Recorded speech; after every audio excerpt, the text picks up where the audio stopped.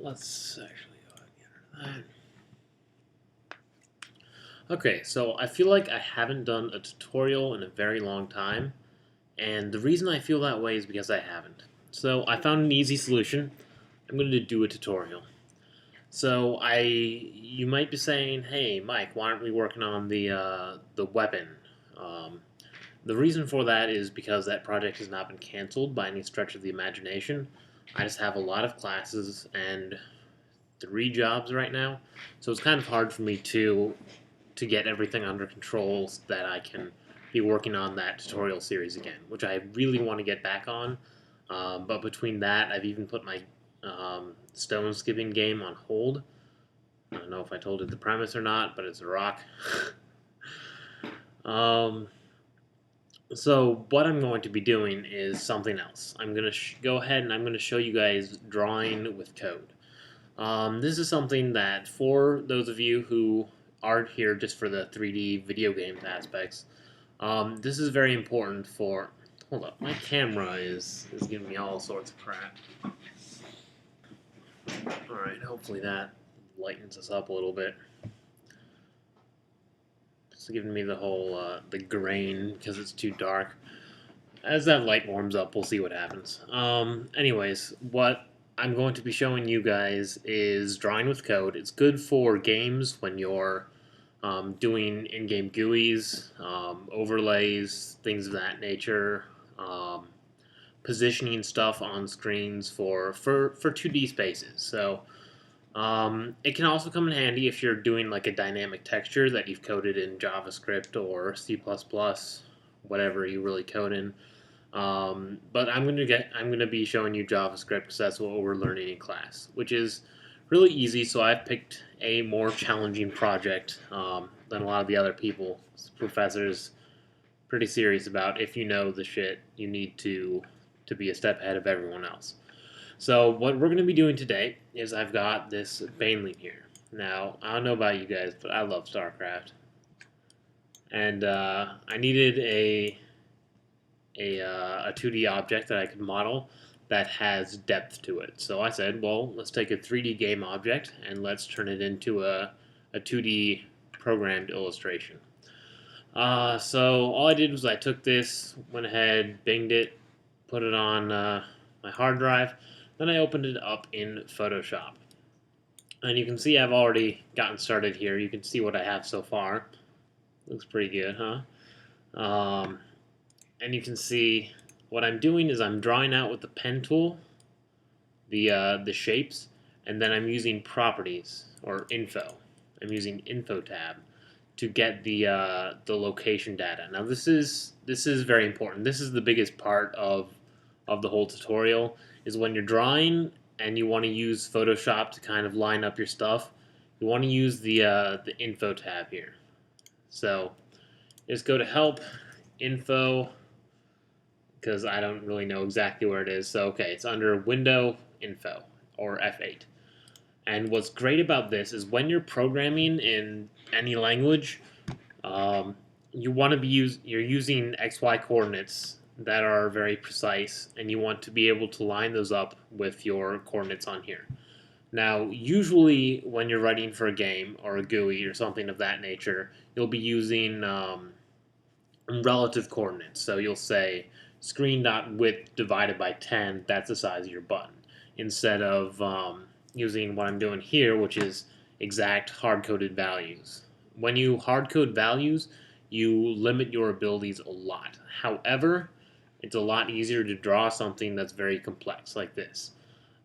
If I were to try and do this mathematically through screen percentage, it would take me like years. Not years, but a couple months. I figure once I get the scale out, it wouldn't be incredibly difficult, but it would take more than 2 days, which is what I got. So I'm going to go ahead and I'm using hard-coded values. So what I do is I take the pen tool and I draw out my shape here. So here I just finished the left tusk. I think I started, so we can go ahead and do the right tusk. I'm going to fill this path with a color. Okay. Actually, I want that on a different layer. Fill path, foreground color. I'm going to go ahead and I'm going to start a new path. You don't have to start a new path. I just like having my paths separate. Sometimes I forget to save them. Sometimes I delete them, but it's nice to be able to do that. What I did there was I just did Shift 5, which takes the fill down to 50% because I want to see through it. This is below here.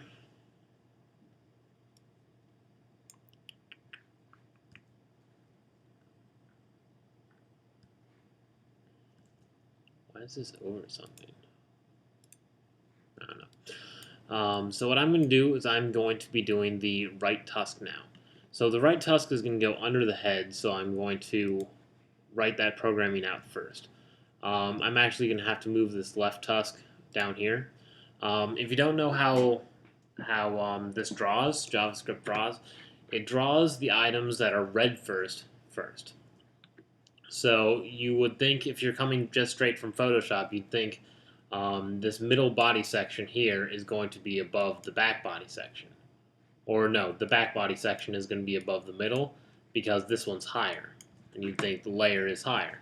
But it's quite the opposite. This is in the back. So here's the green pouch, that's this. I put that first because nothing else goes under that. That is the bottom thing that can possibly be there. See how this head is above the tusk? That's why I have the front body section, or yeah, front body section. I shouldn't have called it the head, but I've got the front body section after the tusk that is covering up. So that's an important thing to remember when you're doing HTML5 programming, or any programming. That draws an object. What comes first in the code is going to be rendered first, or drawn first. So we're going to go ahead, and I've got my new path open. So I'm going to grab my pen tool with P. In CS6, which is what I'm using, I don't know how it is in CC, the pen tool convert point tool doesn't have the shortcut. It goes to the freeform pen tool. I just go ahead and I'd go in there and I'd make it easier to get back to the convert pen point tool, because that's how it was in CS5 and that's what I'm comfortable with. It's up to you, but we're going to be using that tool quite a bit for this procedure. So I'm going to go ahead and I'm going to start behind the front area here. And the reason I'm going to do that is because it's going to be drawn underneath this head. See how it's being drawn before the front body section? I'm sorry, I'm probably confusing you guys with head and front body section. We haven't done the head yet. The head goes under this front body section. So I'm going to do the right tusk, and you'll notice that it is in the code in the line 112 where the front body begins 132. Those numbers are irrelevant. You just need to know that this one is lower than that one. So this one is going to be rendered first, which means this one's going to be rendered on top of it, and it's going to cover it up. As long as there are no semi-transparent values or anything like that. Well, I would hope that if you're on my channel that you already know a lot of this basic stuff.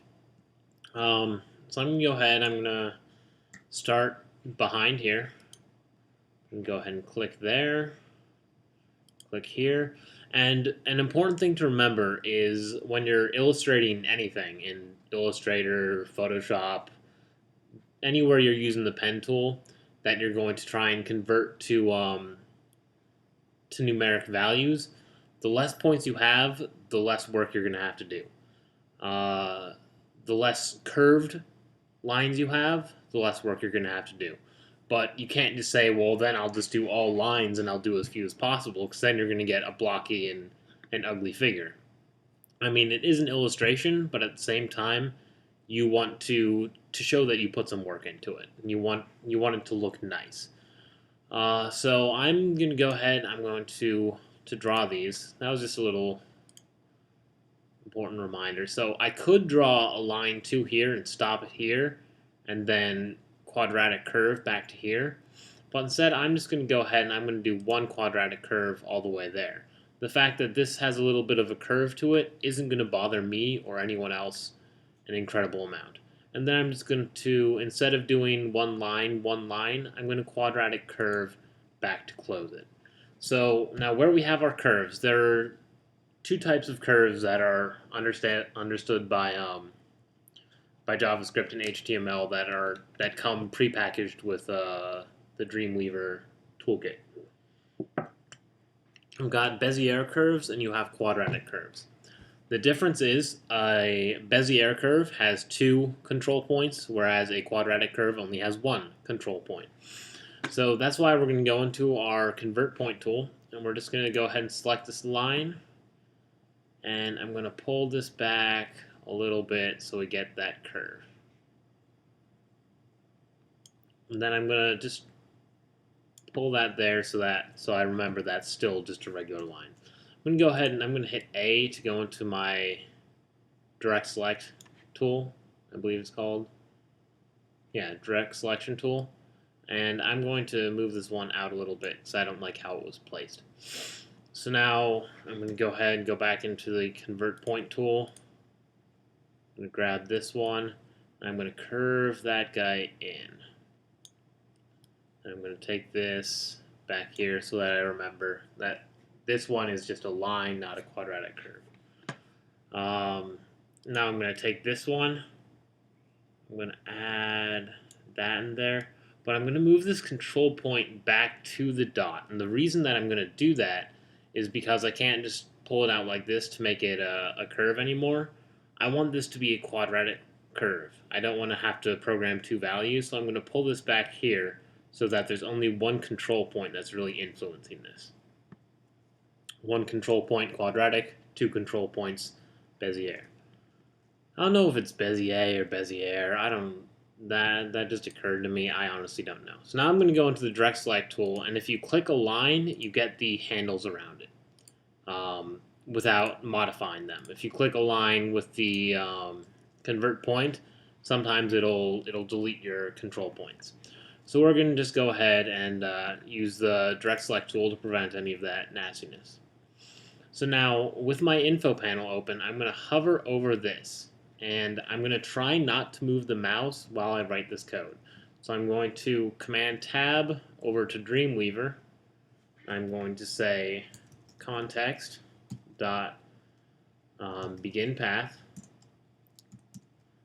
Context is just how we've defined the library of the drawing tools, of everything inside the canvas area.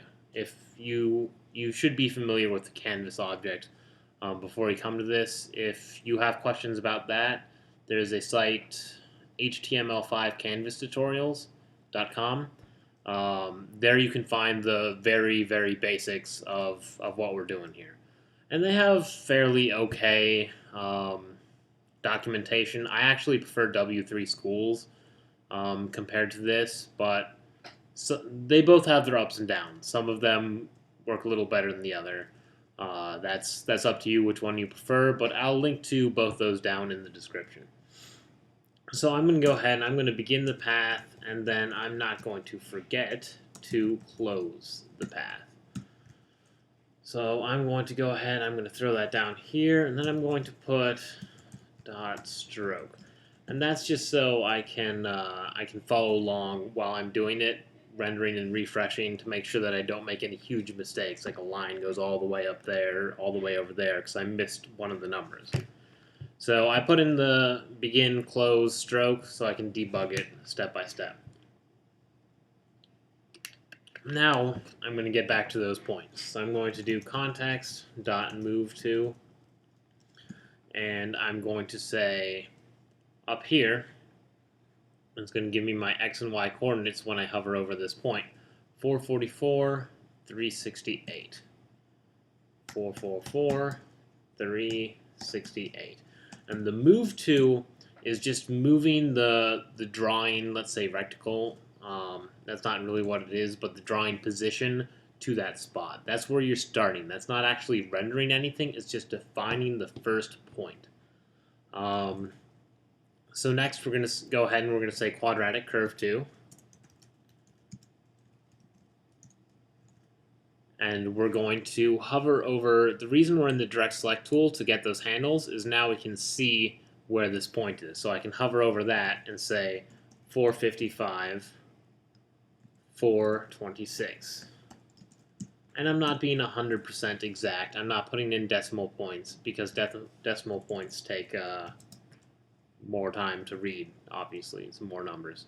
And it's a float value instead of an integer value. Complicated programming stuff, blah, blah, blah. We're going to go ahead and we're going to move to the ending point now because you can see this has such nice documentation, such nice pop-up. I can't remember what it's called, context menus, something like that. If you type in an accurate function that it recognizes, it'll go ahead and it'll give you your parameters for that function. So now I got to go hover back over this. I'm going to say 463 or 464. I did 3 instead of 4. And then 435. There we go. And I'm just going to go ahead and show you what that looks like. There we go. Since we have the closed path, it's drawing this this ending curve back there. If we go ahead and we comment that out, we'll see we've got exactly what we want.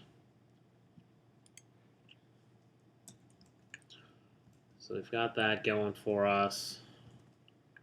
And we're just going to do a line to the next one. So now we don't have to say move to this point because the drawing operator is already holding there. It's waiting for the next command until you say close path, where it'll bring it back.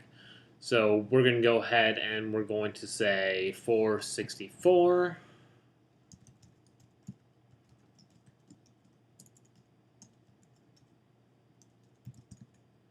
And 435. And that's going to draw a line for us.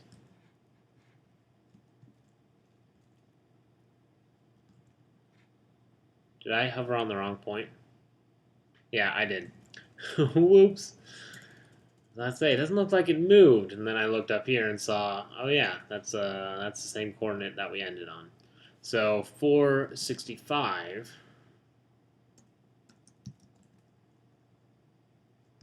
450. Now we're going to go ahead and render that out. That still looks a little weird. Oh, I guess that is a fairly straight line there.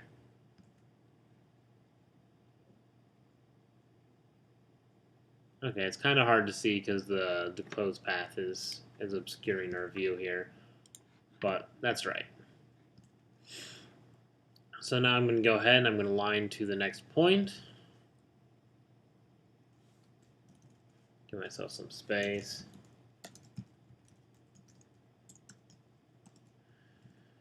And we're going to say 492 because I know it's off a little bit. And 456.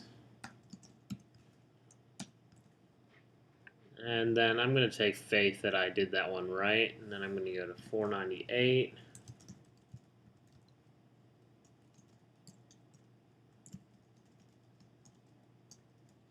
Man, I can't type today. I was typing fine earlier. And 431. And then I'm going to go ahead and click on this curve with the direct select tool. And then I'm going to hover over the context point that it gives us. That's what's nice about being in the direct select tool. I don't want to lose my voice. So 478. This is a quadratic curve.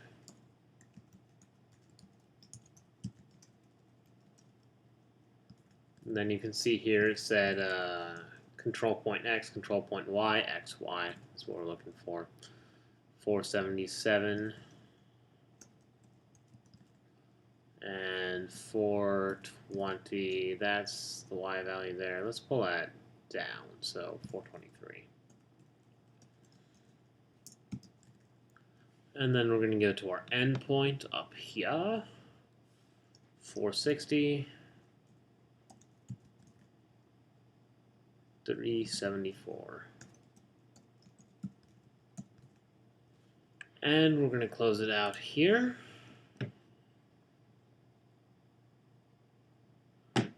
And we're going to do a quadratic curve.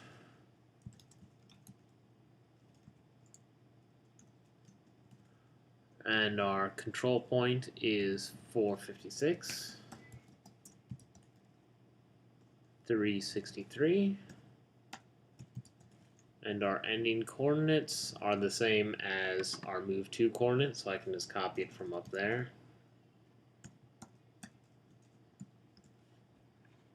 And we can close the path and stroke. There we go. It's looking good. I kind of want to move that out a little bit. So it's 453, 358. 453, 358. So that'll move that control point up a little bit. There we go. I like that better. And we'll save that, and then we'll go ahead and we'll declare our fill style. And we're going to use an RGB value. And we can pull that from here. We can just hover over a point, and we've got RGB up here, so we can tell what the value is. I'm going to go ahead and I'm going to eyedropper that, so I have it for later. I click a lot because I have 3 to 5 point sample on all the time. 81, 45, 3. 81, 45, 3. Close out the... I like using quotation marks. I don't like using the apostrophe for that. Just because most languages use quotation marks. And you'll notice it's not filling. That's because I didn't tell it to. So I'll go context.fill. Save and refresh. There we go. So that's how you draw in HTML5.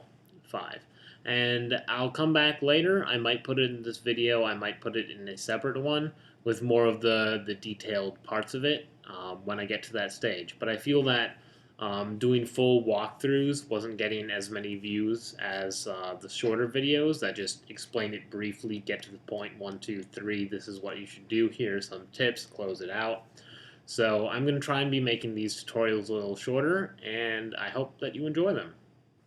I'll see you guys next time.